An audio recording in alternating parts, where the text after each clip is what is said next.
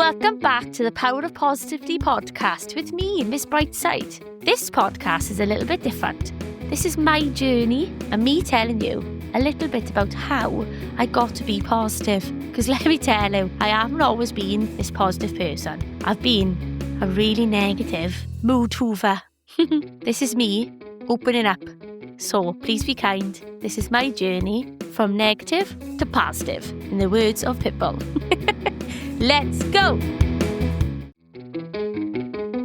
Just a reminder before we get into things, to follow me on Instagram, Miss Brightside25, and you'll find a link in my bio to sign up to my emails. But don't worry, I won't spam you. I haven't got that much time to write emails. So, let's get into it.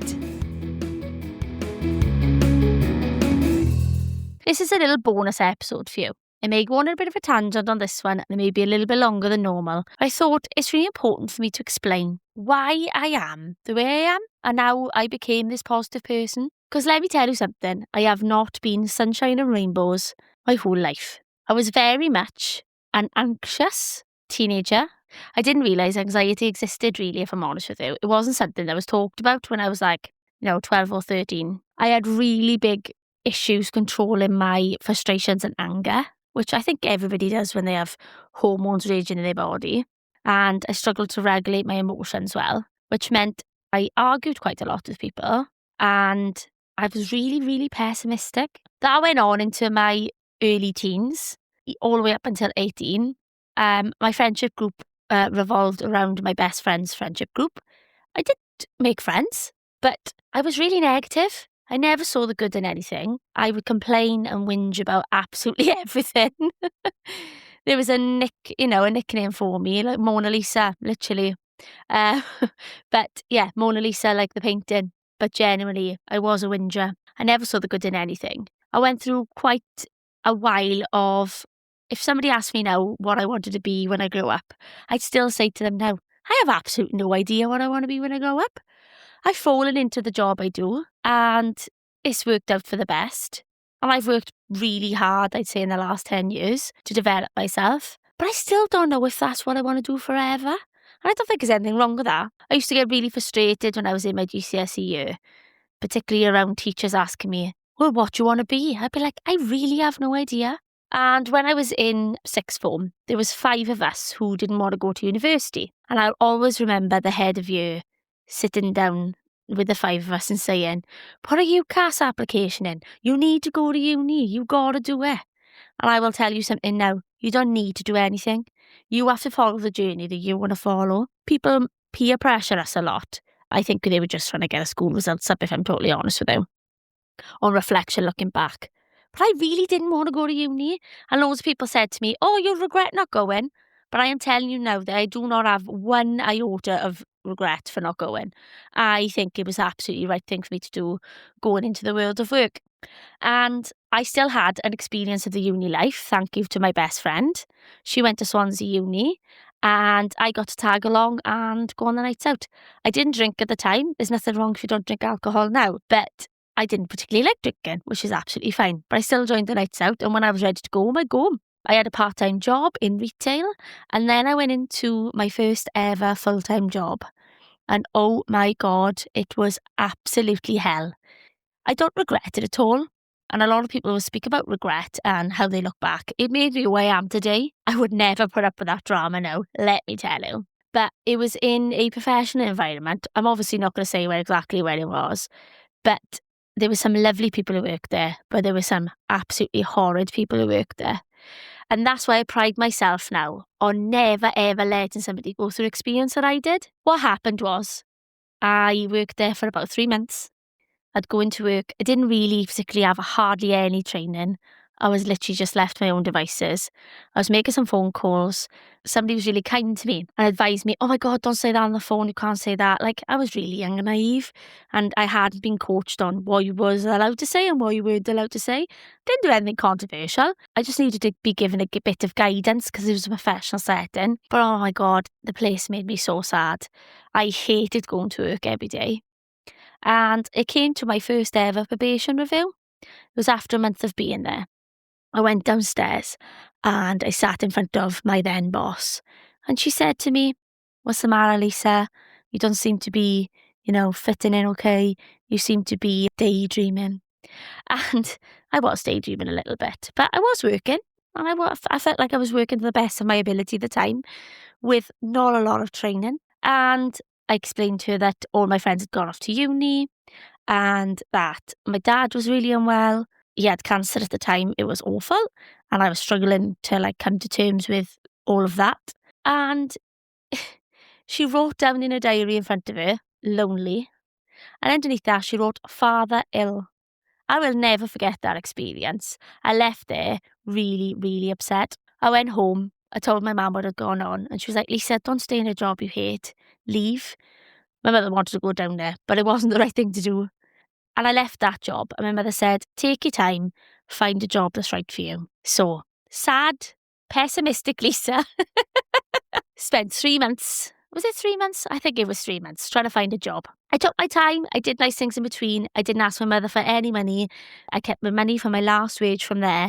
And I literally drip fed to myself. So I made sure I had plenty of money. I was applying for loads of jobs. I went for a fair few interviews. And oh God, there were some terrible places I went for interviews. I just didn't get that nice vibe from them. And luckily I didn't get the jobs either. Then I stumbled into the most fabulous team, people, and I thank them for who I am today. I fell into a job in a factory in South Wales with some absolutely amazing people. And to this day, I credit them and the people who worked there, and me, because I would work hard when I was there, to becoming who I am today. I wouldn't have been where I am in my career without them. I started off as a quality assistant and a HR assistant there, and they guided me. They were patient with me.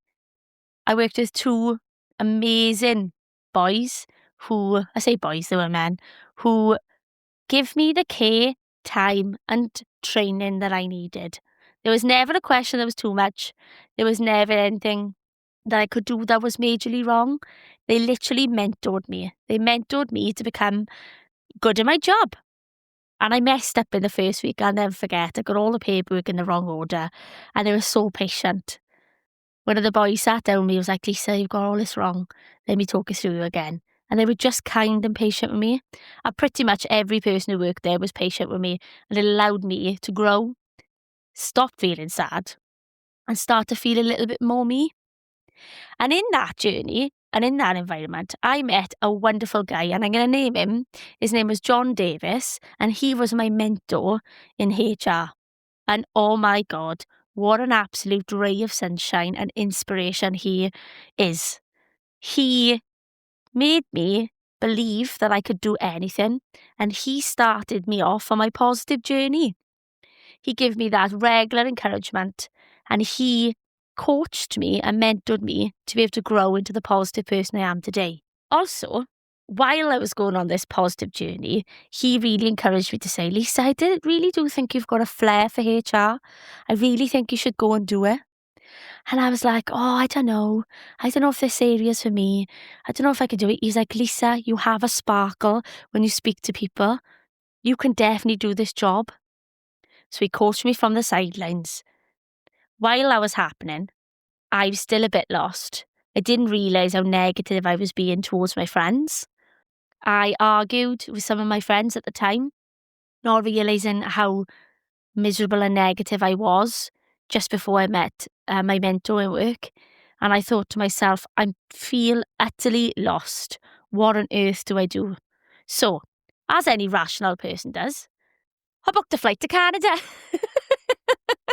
I booked a flight to Canada where I met up with Katie and Kent, and Daylin and Elliot. I'm going to name drop them.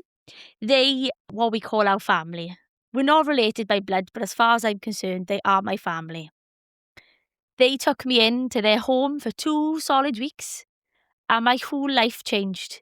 I had time to reflect on who I was, what I wanted to be, and where I wanted to go in life. And I came back transformed. And I know that sounds really cheesy. I just needed a 2-week reset to come back, reflect on, I have a choice now to continue on the road I am, feeling the way I am, or I have a choice to come back and start afresh and start to change the way I'm looking, make some apologies, reflect and grow. And that's what I did. I came back. I spent 9 years in that organisation. They grew me into the HR person I am today. And without them, I wouldn't be in the career I'm in. And then my journey continued into many other places. But what I'm saying to you is, I wasn't always this positive person. And you can start at any time in your life to start to see the positives. So what I do in my life now is, if something's going wrong or something's gone wrong, I try to see the good in that situation. And it's not always possible if you've lost a loved one. It can't happen. But in things like, somebody didn't get a job, I think to myself, well, that job wasn't meant for you. There's something better around the corner. Or little things like my dad bumped my car and he rang me and he said, Lisa, I've just hit the car. And I didn't overreact, which Lisa 10 years ago would have absolutely lost her patience. I just went, okay, Dad, are you okay? That's all that matters. He's like, yeah, doesn't matter. We'll get it fixed through the insurance. All sorted. What's the point in stressing over things I can't control? So I try my best to take a step back from things I can't control and focus on the good things in life. Don't get me wrong, it's not always easy. But in every situation, I will try and see the good. Like the other day, I was on the way home from work and it was torrential rain and I missed my eyebrow appointment. Now that might not seem like a big thing to everybody else, but when you had the bushiest eyebrows on earth, at that moment in time I was like, oh, blinking heck. But then I thought to myself, the weather was awful. I've got home safe, so it doesn't really matter that I missed my eyebrow appointment. I can always rearrange it. And I did. And I know that's like something really small to think about. But instead of me whinging, going, oh my God, it was the end of the earth, I couldn't go to where I wanted to go and it was raining and being all negative, I just flipped my mindset.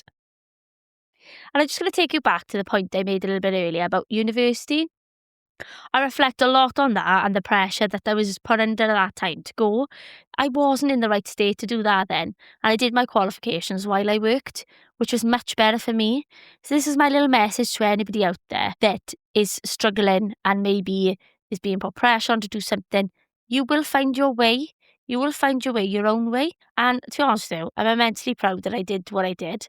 And don't get me wrong, I have grafted and I have done my hard work to get where I am. And I am immensely proud of myself. I think sometimes it can be seen as, oh my God, she's big-headed because she's proud of herself. No, you should be proud of yourselves. If you've achieved something, no one else is going to cheerlead you as much as yourself. Bloody cheerlead yourself for your achievements. And if you've got a cracking family and friends around you, they should be cheerleading you too. But university isn't for everybody. I am going to university debt that I've got to pay back now. My courses were paid for by the companies I worked for. So it's all worked out for the best for me. So you'll find your way. You'll find your journey. So this is a little bit about me and how I came from being an extremely negative person to an extremely positive person. And I can't put a brave face on every day. Yes, I have bad days. Yes, I have rants and raves. Ranting's really good for you in a positive way, I think. Lets out your frustrations and anger. As long as you're doing the right place and you're not doing it at somebody and you're just telling a story, then that's fine. Yeah, so this is me, Lisa, 37 from South Wales, and my journey from being a negative Nelly to a positive Pete. You will find your way, so keep listening and hopefully we can have a giggle along the way too. Chat soon. Thanks for listening. If you've liked what you've listened to, do you fancy giving me a cheeky review on Podchaser? Or if there's something you'd like me to discuss, just write a comment under one of my posts on Instagram. Just to finish up, remember, see the positives, even in the little things.